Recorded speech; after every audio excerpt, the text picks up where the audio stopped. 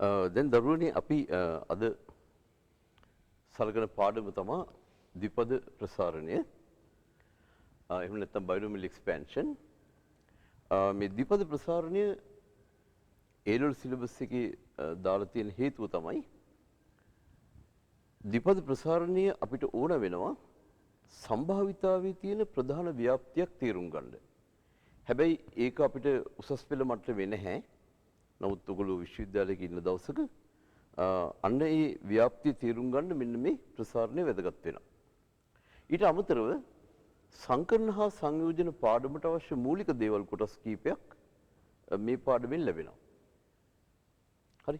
ඊටත් අමතරව මේ පරිමිත මොකක් හරි ශ්‍රේණියක මේ වගේ ප්‍රසාරණයක තියෙන විශේෂ සම්බන්ධතා පිළිබඳ අදහසක් ඕගලන්ට ගන්න පුළුවන් මේ ද්විපද ප්‍රසාරණයේ පාඩම ඇසුරින්. ඒක තමයි මේකේ A-level සිලබස් එකට දාලා තියෙන්නේ. ඉස්සර තිබුණ මට්ටම දැන් වෙනස් වෙලා තියෙනවා. දැන් 2019න් පස්සේ සාමාන්‍ය ද්විපද ප්‍රසාරණය එන්නේ එක්කෝ ශුද්ධ ගණිතයේ පළවෙනි ප්‍රශ්න පත්‍රයේ එක ගානක් හැටියට එහෙම නැත්නම් දෙවෙනි ප්‍රශ්න පත්‍රයේ ශ්‍රේණි ගානත් එක්ක එන කොටසක් හැටියට. ඒක අවුරුද්දෙන් අවුරුද්ද වෙනස් වෙන්න පුළුවන්. එහෙම තමයි උගලන්ගේ ප්‍රශ්න පත්‍රේ නම් මේකෙන් ලැබෙන ප්‍රශ්නය අහන්නේ. හැබැයි මේකේ තියෙන කරුණු වල වැදගත්කම ඊට වඩා ගොඩක් වැඩි. හරි අපි එහෙනම් මේක බලමු මේ පාඩමේ තියෙන මූලික කරුණු. මුලින්ම අපි ද්විපද ප්‍රසාරණයට යන්න කලින් මේකට අවශ්‍ය මූලික ගණිතමය මෙවලම් ටික අපි හදාගමු. අපිට ඕන මූලික මෙවලම් ටික හදාගමු. හරි. එතන අපි බලමු ඉස්සෙල්ලාම හැඳින්වීම. මේකේ පළවෙනි කොටස යටතේ අපි බලමු මේ නිර්ණය පූර්ණ සංඛ්‍යාවක ක්‍රමාරූපිත අගය. නිර්ණය කියන්නේ මොනවද? ඍණ නොවන. ඒ කියන්නේ බිඳුවත් ඇතුළුව පූර්ණ සංඛ්‍යා, ධන පූර්ණ සංඛ්‍යා. බිඳුව 1 2 3 යන ආදී සංඛ්‍යාවල කිසියම් සංඛ්‍යාවක ක්‍රමාරූපිත අගය තමයි අපි මෙතනදී බලන්නේ. මේක නිකම්ම මට අර්ථ දැක්වීම හැටියට දෙන්න පුළුවන්. නමුත් ඒක වෙන විදිහත් එක්ක ඒක ඇයි එහෙම වෙන්නේ කියන එක එක්කම අපි ඉගෙන ගමු. අපි බලමු මේ ඝාතීය ශ්‍රිතේ ප්‍රසාරණය. ඒ ශ්‍රේණිය අපි දන්නවනේ. මෙන්න මේ වගේ පදානන්තික ශ්‍රේණියක්. මේක අපි අවකලනයේ පාඩමේදී සාකච්ඡා කරා. එතකොට මේ ශ්‍රේණියේ තමයි අපිට මුලින්ම හම්බෙන්නේ මේ ක්‍රමාරූපිතාගයන්. දැන් ක්‍රමාරූපිත දෙක කිව්වොත් අපි දන්නවා මේ තියෙන්නේ එක්වරක් දෙක.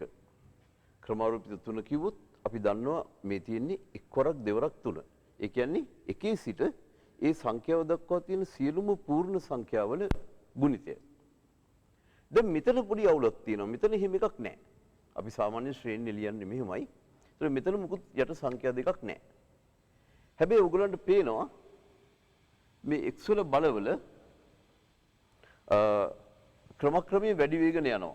මේ 2 3 4. එහෙනම් මට පුළුවන් නම් මේක බිඳුව 1 2 3 4 වශයෙන් යන්න ආරෝහණ පිළිවෙලට මම මේ x කියන එක ලියනවා ඊගාව පේළියේ x වල එකේ බලය. ඒක වැරද්දක් නෑනේ. එක ලියන්න පුළුවන් x වල බිඳුවේ බලය. දැන් උඩ පේනවා කිසියම් රටාවකට තියෙනවා. බිඳුවේ ඉඳලා මේ x වල නිර්ණය බල ටික උඩ තියෙනවා. ඒතර පහළ ගත්තොත් හරි. පහළ අපි මේ සංඛ්‍යා ටික හදා ගන්න ඕනේ. දැන් මෙතන තියෙන 1 1 නේ. මම මේ රටාව හැදින්න උගලන්ට පේනවා x වල 4 බලයට යටින් ක්‍රමාරූපිත 4 තියෙනවා. x වල 3 බලයට යටින් ක්‍රමාරූපිත 3 තියෙනවා. x වල 2 බලයට යටින් ක්‍රමාරූපිත 2 තියෙනවා. ඒතකොට දැන් මේකේ x වල 1 බලයට යටින් මම ලියන්නම් ක්‍රමාරූපිත 1. ඒ වගේම x වල බිඳුවේ බලයට යටින් ක්‍රමාරූපිත බිඳුව. දැන් මෙහෙම ලිව්වම හරියට මේ බලන්නේ රටාව ඒ ආකාරයෙන්ම තියෙනවා. ඇත්තටම මෙන්න මේ මෙතන තියෙන ක්‍රමාරූපිත 1 සමාන වෙන්නේ මෙන්න මේ x වල එකේ බලයේ බෙදීම එකනේ මේ තියෙන්නේ. ඒතර සංඛ්‍යාවක් අපි උන් අපිට මේක මෙහෙම ලියන්න පුළුවන් නේ. ඒතර සංඛ්‍යාවක් නෑනේ ඇත්තටම. එකෙන් බෙදුවා කියලා වෙනසක් වෙන්නේ නෑනේ. ඒතර මේ ක්‍රමාරූපිත එකේ අගය තමයි මේ 1. ඒ වගේම ක්‍රමාරූපිත බිඳුවේ අගය. මේක සාමාන්‍ය විදිහට අර්ථ දක්වන්න බෑ. මොකද මේ හැම අවස්ථාවකම අපි ගන්නේ එකේ සිට එම සංඛ්‍යාව දක්වා තියෙන සංඛ්‍යා සියලුම පූර්ණ සංඛ්‍යාවල ගුණිතය. දැන් බිඳුවට ඒක අදාළ වෙන්නේ නැහැ. බිඳුවේදී අපි ගන්නේ කෙලිම මේකේ අගය 1යි කියලා. ක්‍රමාරූපිත බිඳුව කියන්නේ 1යි කියලා. ඒකෝට අපි මෙතනට ආවම අපිට පේනවා ක්‍රමාරූපිත 1 කියන්නේ 1යි. මෙතනින් ක්‍රමානුපිත දෙක අපි දන්නවා. ක්‍රමානුපිත තුනත් අපි දන්නවා. ඒ කියන්නේ 1 සිට 3 දක්වා ගුණිතය ඒක 6යි. ඒ වගේම ක්‍රමානුපිත බිඳුව වෙනස් විදිහට අර්ථ දැක්වෙනවා. ඒකයගේ නිකම් අපි ගන්නේ 1යි කියලා. ඒතර ක්‍රමානුපිත 10 අපි ගත්තොත් මේ තියෙන්නේ 1 සිට 10 දක්වා ගුණිතය. දැන් ඔයගලන්ට පේනවා මේ විශ්මය අර්ථයක් මෙතන තියෙන්නේ. ඇයි මේ විශ්මය අර්ථය මේකට දාන්නේ? නිකන් මේකේ අගය දැක්කම හිටපුවම S2 උඩ යනවා. ඔන්න බලන්න. ක්‍රමානුපිත 1 කිව්වොත් 1යි. ක්‍රමානුපිත 2 කිව්වොත් 2යි. ක්‍රමානුපිත 3 කිව්වොත් 6යි. පොඩි සංඛ්‍යා තියෙන්නේ. හැබැයි ක්‍රමානුපිත 10 ගත්තොත් මෙන්න මෙහෙම එකක් ඉන්නේ. 1 සිට 10 දක්වා සියලුම සංඛ්‍යාවල ගුණිතය. ඉතා විශාල සංඛ්‍යාවක්. ඇත්තෙම ක්‍රමානුපිත 13ට ගියොත් මේක තවදුරටත් 11 නුයි 12 නුයි 13 නුයි වැඩි වෙන්න ඕනේ.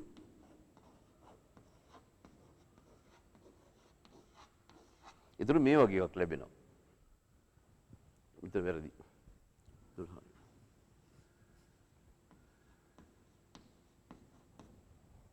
මේ වගේ සංඛ්‍යාවක් ලැබෙනවා. ඉතා විශාල සංඛ්‍යාවක්. ඇත්තෙන් මේකේ ක්‍රමානුපිත 69 ගත්තොත් ඒකේ තියෙනවා සංඛ්‍යා 100ක්. දැන් අපි පොඩි උදාහරණයක් බලමු. මෙන්න මේවා අගයන්නේ කොහොමද කියන එක. මොකද අපි ද්විපද ප්‍රසාරණේ ගණන් හදනකොට මෙන්න මේ වගේ අනුපාත අගයන්න වෙනවා. එහෙනම් මෙතනදී ඒ පිළිබඳ පොඩි අදහසක් අරගෙන ගියොත් ගැටළු වලදී අපිට ගොඩක් ලේසියි. හරි? දැන් අපි බලමු ක්‍රමානුපිත 7 බෙදීම ක්‍රමානුපිත 6. දැන් ක්‍රමානුපිත 7 කිව්වම 1 සිට 7 දක්වා තියෙන සියලුම සංඛ්‍යාවල ගුණිතය.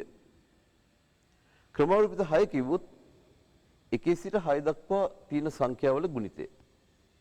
එතකොට මෙන්න මේ කොටස කැපිලා ගියායින් පස්සේ අපිට ඉතුරු වෙන්නේ උඩ 7 විතරයි. ඒ කියන්නේ මොකද මෙතන තියෙන්නේ 1 සිට 6 දක්වා ගුණිතය. මෙතන තියෙන්නේ 1 සිට 6 දක්වා ගුණිතයට අමතරව තව 7ක් තියෙනවා. ඒතර අර 1 සිට 6 දක්වා තියෙන සංඛ්‍යාවල ගුණිත දෙක මෙන්න මෙහෙම කැපිලා ගියාම අපිට උඩ ඉතුරු වෙනවා 7. මෙතන ගත්තොත් මෙතන උඩ තියෙන ක්‍රමානුපිත n. ඒ කියන්නේ 1 සිට n දක්වාම තියෙන ගුණිතය. ඒතර 1 2 වශයෙන් ඇවිල්ලා n ඍණ 1 තියෙනවා ඊට පස්සේ n තියෙනවා. පහළ තියෙන්නේ ක්‍රමානුපිත n ඍණ 1. ඒ කියන්නේ 1 සිට n ඍණ 1 දක්වා තියෙන සියලුම සංඛ්‍යාවල ගුණිතය.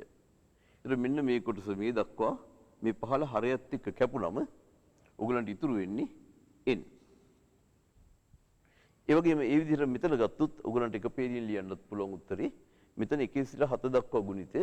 මෙතන 1 සිට 7 දක්වා ගුණිතය ඇවිල්ලා තව එක ඉලක්කමක් තියෙනවා. ඒක තමයි 8. ඒතර 8 විතරක් ඉතුරු වෙනවා. අනිත් ටික කැපිලා ගියායින් පස්සේ. හරි? ඒතර මේ ටික තමයි මේ මූලික සුළු කිරීම. දැන් අපි බලමු NCR අංකණය. NCR අංකණය තනිකරම අපිට ද්විපද ප්‍රසාරණයේ වැදගත් වෙන එකක්. මේක ඇත්තටම සංකරණ හා සංයෝජනවල සංයෝජන කියන එක අපි NCR වලින් තමයි ගන්නෙ. මේ C අකුර තියෙන්නේ combinations කියන වචනේ හින්දා. ඒ කියන්නේ සංයෝජන සඳහා තියෙන ඉංග්‍රීසි වචනේ හින්දා. ඒක හැබැයි අපිට මෙතනදී පැහැදිලි කරන්න අමාරුයි. ඒක අපිට පුළුවන් සංයෝජන කියන්නේ පාඩමේදී ඇයි මේ C කියන අකුර එන්නේ කියන එක පැහැදිලි කරන්න පුළුවන්. අපි දැන් මේකට අංකනයක්, ඒ කියන්නේ මේක අංකනයක් විදිහට නිකන් හිතාගමු. ඒතර මේකේ කියවෙන්නේ මෙහෙමයි. උඩ සංඛ්‍යාවක් තියෙනවා, මේකේ පහළ සංඛ්‍යාවක් තියෙනවා. මේ n කියන එක හැමතිස්සෙම මාර්ට වඩා විශාලයි එක්කෝ සමානයි. හරි? එතකොට මේකේ මේ අර්ථ දක්වන්නේ මෙන්න මේක. මේ අංකණයෙන් කියවෙන්නේ මෙන්න මේක. ඒ කියන්නේ උඩ තියෙනවා මේ සංඛ්‍යාව. ක්‍රමානුපිත n වලගේ මේ උඩ තියෙන සංඛ්‍යාව ක්‍රමානුපිතගේ උඩට එනවා. පහළ තියෙන සංඛ්‍යාව ක්‍රමානුපිතගේ මෙතනට යනවා පහළට. ඊට අමතරව මේ සංඛ්‍යා දෙකේ වෙනස හැමතිස්සෙම n විශාලයි එක්කෝ සමානයි r ට වඩා. හරි, එතකොට මේ කොයින් r වඩා විශාලයි එහෙම නැත්නම් සමානයි. මෙන්න මේ සංඛ්‍යා දෙකේ වෙනසේ ක්‍රමානුපිතගේ මෙතනට එනවා. දැන් අපි බලමු අය මං කියන්නම් මේ උඩ තියෙන සංඛ්‍යාවේ ක්‍රමානුපිතගේ උඩට යනවා. පහළ තියෙන සංඛ්‍යාවේ ක්‍රමානුපිතගේ පහළට යනවා. මේ දෙකේ වෙනසේ ක්‍රමානුපිතගේ ඒකත් පහළට ගුණිතයක් වශයෙන් එනවා. දැන් අපි බලමු මෙන්න මේ වගේ සංඛ්‍යා කොහොමද මේ වගේ ප්‍රකාශන කොහොමද අපි අගයන්නේ කියලා. දැන් බලමු 6CR. ඒතර උඩ මෙතන තියෙන සංඛ්‍යාව 6. ඒ කියනවා ක්‍රමානුරූපිත 6 හැටියට. ඊට පස්සේ මෙතන තියෙනවා ක්‍රමානුරූපිත 4. මේ 4 තියෙන හින්දා මෙතන මේ ක්‍රමානුරූපිත R ආපු විදිහටම මෙතන ක්‍රමානුරූපිත 4ක් එනවා. මේ දෙකේ වෙනස එනවා මෙතන. ඒ කියන්නේ 6 ඍණ 4. ඒකේ ක්‍රමානුරූපිත මෙතනට එනවා. ඒතර මේක සුළු කරාම මේ 6 ඍණ 4 කියන්නේ 2යි. ඒතර ඒක මෙතනට එනවා මේ විදිහට. දැන් ඔයගලන්ට ලියන්න පුළුවන් මේක ප්‍රසාරණය කරලා. දැන් මේ තියෙන්නේ 1 සිට 6 දක්වා ගුණිතය. මේ තියෙන්නේ 1 2. මේ තියෙන්නේ 1 සිට 4 දක්වා ගුණිතය. දැන් මේකෙදි මෙන්න මේ ටික කැපිලා යනවා. මේ කොටස් දෙක කැපෙනවා. කැපුණම ඔයගලන්ට ඉතුරු වෙනවා මෙන්න මේ 5 වරක් 6 උඩ, ඒ කියන්නේ ලවයේ හරිය ඉතුරු වෙනවා 1 2. මේක අපිට උනම් පුළුවන් පොඩ්ඩක් මාරු කරලා ලියන්න. මම එක්තරා හේතුවකට එහෙම කරන්නේ. මම 6 ඉස්සරහින් දීලා 5 දෙවෙනියට ලියන්නම්. හරිය එහෙම තියන්නම්. ඒතර මෙතන 30 බෙදීම 2 කියන්නේ 15යි. නමුත් මේක මෙච්චර මෙන්න මේ පියවර නැතුව කෙලින්ම හොයන්නත් පුළුවන්. කොහොමද අපි එහෙම හොයන්නේ? දැන් බලන්න මේ උඩ තියෙන 6 මේ සංඛ්‍යා දෙකේ වෙනස 2යි. 6 ඍණ 4 කියන්නේ 2යි. ඔගොල්ලෝ ගන්න ඕනේ මෙහෙම ඇත්තට. මේ 4 හෝ මේ පහළ තියෙන සංඛ්‍යාව හෝ මේ සංඛ්‍යා දෙකේ වෙනස. දැන් පහළ තියෙන 4 මේ සංඛ්‍යා දෙකේ වෙනස 2යි. 4 හා 2 කියන සංඛ්‍යා දෙකෙන් වඩා කුඩා සංඛ්‍යාව තමයි 2. ඒතර ඔයගොල්ලෝ කරන්නේ එකේ සිට ඉලක්කම් දෙකක් උඩට ලියනවා. ඒ කියන්නේ 1 2. 6 ඉඳලා උඩ තියෙන 6 නේ. 6 ඉඳන් ඉලක්කම් දෙකක් ලියනවා පහළට. ඒ කියන්නේ 6 වරක් 5. එතකොට එහෙම ලියුවම මේ අගේ කෙලින්ම ගන්න පුළුවන්. අපි බලමු දැන් ඊගාව එකේ. ඊගාව එකෙත් එහෙමයි වෙන්නේ. ක්‍රමානුරූපිත 8 මෙතනට එනවා. මේ තුනේ ඉලක්කම හින්දා මෙතන ක්‍රමානුරූපිත 3ක් එනවා. මේ දෙකේ වෙනස 5යි. ඒක මෙතනට එනවා. ඒක සුළු කරාම එනවා උගලන්ට මෙන්න මේක. දැන් ආයෙත් මේක ලියුවොත් මේ තියෙන 1 සිට 8 දක්වා සංඛ්‍යාවල ගුණිතය, මේ තියෙන 1 සිට 5 දක්වා සංඛ්‍යාවල ගුණිතය, මේ තියෙන 1 සිට 3 දක්වා සංඛ්‍යාවල ගුණිතය. මෙතනත් මේ ටික කැපෙනවා. මම මේක අනිත් අතට ලියුවොත් 8 වරක් 7 වරක් 6 1 වරක් 2 වරක් 3. මෙතනත් මේ විස්තරය වුණේ නැහැ. ඇයි වුණේ නැත්තේ? මෙතන ඔයගලන්ට පේනවා මේ පහළ සංඛ්‍යාව 3. එමෙතන මේ සංඛ්‍යා දෙකේ වෙනස 5. 5 හා 3 කියන සංඛ්‍යා දෙකෙන් වඩා කුඩා සංඛ්‍යාව ගත්තම ලීසි ඒක 3. ඒත් අපි කරන්නේ 3 වරක් ලියන. ඒ කියන්නේ ඉලක්කමක් 3 වතාවක් ලියනවා. දැන් මෙහෙම. මේ ගණිත සංඛ්‍යා 1 සිට උඩ අතට ලියනවා 3ක්. මෙතන අපි ලියුවේ 2යි. අතට ලියනවා 3ක්. ඒ වගේ මෙතන සංඛ්‍යාව 8නේ. 8 ඉඳන් 15ට ලියනවා සංඛ්‍යා 3ක්. 8 7 6. ඉතින් මේ 1 වරක් 2 වරක් 3 කියන්නේ 6යි. ඒ 6 මේකත් එක්ක කැපුණම 8 වරක් 7 කියන්නේ 56යි. හරි. දැන් මේක ගත්තොත් 7/2. මෙතන උඩට එනවා ක්‍රමානුරූපිත 7. පහළට එනවා මේ දෙකේ සංඛ්‍යාව හින්දා ක්‍රමානුරූපිත 2ක්.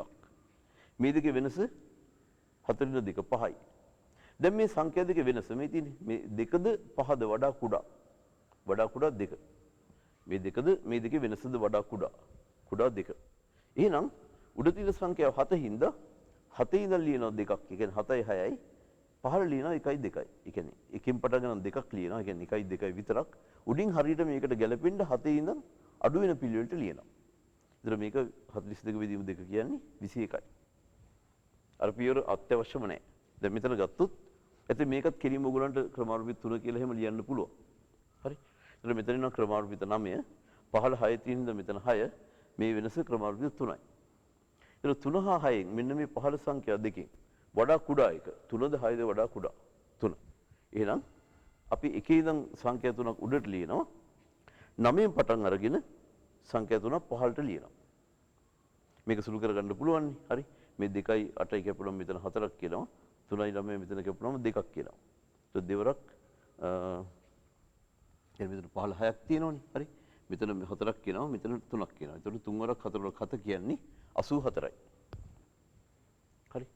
දැන් අපි බලමු මේ ඊතුරු කොටස. මෙන්න මේක NCN. මේකේ සංඛ්‍යා අඩංගු වෙන්නේ නැහැ. නිකන් අකුරු පමණයි තියෙන්නේ. NCN ගත්තොත් උඩ යනවා n එකක්. ක්‍රමානුරූපිත n එකක්. පහළ මෙන්න මේ n හින්දා මෙතනටත් යනවා ක්‍රමානුරූපිත n එකක්. මේ දෙකේ වෙනස ඉන්ද්‍රිය n වල ක්‍රමානුරූපිත මෙතනට එනවා. අපි දන්නවා ඉන්ද්‍රිය n කියන්නේ බිඳුවයි. නමුත් අපි මුලින් දැක්කා අර ඝාතීය ශ්‍රිතය ගත්ත අවස්ථාවේදී එහෙම නැත්නම් මෙතන සඳහන් කරලා තියෙන විදිහට ක්‍රමානුරූපිත බිඳුව කියන්නේ 1යි. එහෙනම් මේක එකයි. මෙතන තියෙන්නේ සමාන දෙකක්. උඩ තියෙනවා ක්‍රමාරූපිතයින්, පහළ තියෙනවා ක්‍රමාරූපිතයින්. මේ දෙක කැපෙනවා. කැපුණම එක බෙදීමක් කියන්නේ එකයි. හරි. ඒතර මේක තමයි උත්තරේ. ඊට පස්සේ අපි මේක ගත්තොත් NC1 උඩ n තියෙන හින්දා මෙතනට යනවා ක්‍රමාරූපිත n. මේ එක තියෙන හින්දා මෙතනට යනවා ක්‍රමාරූපිත 1. මේ දෙකේ වෙනස n ඍණ 1. then එතන මේක 7 වෙනි ගාන කවන්නේ ප්‍රශ්නයක් නැහැ. මෙන්න මේක අපි දැක්ක කලින්. මේ වගේ ගැටලුවක් අපි කලින් කරා. මේ තියෙන්නේ. එහෙම නැත්නම් මෙතන තියෙන්නේ මේ. උඩ සංඛ්‍යාව එකක් වැඩි නම් මේකේ අඩංගු වෙන්නේ 1 සිට 6 දක්වා. මේකේ 1 සිට 6 දක්වා ටික අඩංගු වෙලා තව වැඩිපුර 7ක් තියෙනවා. ඒතර 7 තමයි මේකේ උත්තරේ. මෙතනත් එහෙමයි. මෙතන තියෙන 1 සිට n ඍණ 1 දක්වා සංඛ්‍යා. මේකේ තියෙන 1 සිට n ඍණ 1 දක්වා තියෙන සංඛ්‍යා සියලුම සංඛ්‍යාවල ගුණිතය වැඩිපුර තියෙන තව n එකක්. ඒතර අනිත් ටික කැපිලා ගිහින් අන්න ඒ n එක ඉතුරු වෙනවා. ඒතර මෙතනත් එහෙමයි. මේ තියෙන 1 සිට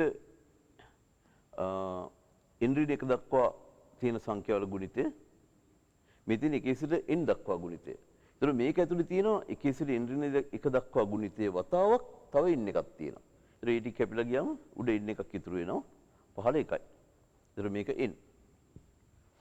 ඊට පස්සේ මෙතනට આવුත් ඇත්තට මේ ගැටලු දෙක එක වගේ. NC බිඳුව. මෙතන එනවා ක්‍රමාරූපිතෙන් උඩට.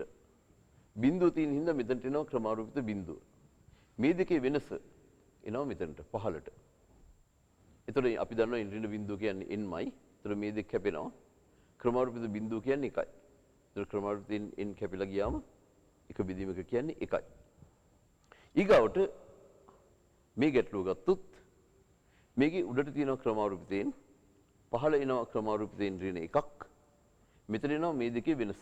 මම විතර වරහණක් දාලා ලියන්නම්. n අඩු කිරීම මේ n ඍණ 1 සම්පූර්ණ කොටස. ඒතර මේක සුළු කරාම n ඍණ n කැපිලා යනවා. ඍණයි ධන එකක් එනවා. ඒතර මෙතනත් අර දෙයමයි වෙන්නේ. ක්‍රමාරූපිතෙන් බෙදීම ක්‍රමාරූපිතෙන් ඍණ 1 කියන්නේ අපි කලිනුත් එක දැක්කා. මේකේ වැඩිපුර n එකක් තියෙනවා. ඒ n එක ඉතුරු වෙනවා. ක්‍රමාරූපිත 1 කියන්නේ 1යි. ඒ කියන්නේ මේ දෙක කැපිලා ගියාම n එකක් ඉතුරු වෙනවා. මෙතන 1යි. ඒතර මේක බෙදුනම මේකේ උත්තරේ n. හරි. එහෙනම් අපිට මේ පොඩ්ඩක් සටහන් කරගන්න පුළුවන්. මේක අපිට පස්සේ වැදගත් වෙනවා. NC බිඳුව අර ගැටලුවේ හැටියට 1යි. NCn කියන්නේ 1යි. ඒ වගේම NC 1 කිව්වොත් n මොකක් වුණත් මේකේ අගය n. NCn ඍණ කිව්වොත් මේක මොකක් වුණත් 1යි. හරි. එතකොට දැන් අපි ක්‍රමාරූපිත ගැන සෑහෙන අදහසක් තියෙනවා. දැන් අපි ද්විපද ප්‍රසාරණයට යන්න ඕන ඊට පස්සේ. හැබැයි ඊට කලින් එක ගැටලුවක් කරන්න තියෙනවා. ඒ ගැටලුව කරලා අපි ද්විපද ප්‍රසාරණයට ගියොත් කියන්නේ එතකොට අපිට ගොඩක් එක ලේසි තේරුම් ගන්න. හරි. අපි එන ඊගාව වීඩියෝ එකේදී ඒ කොටස බලමු.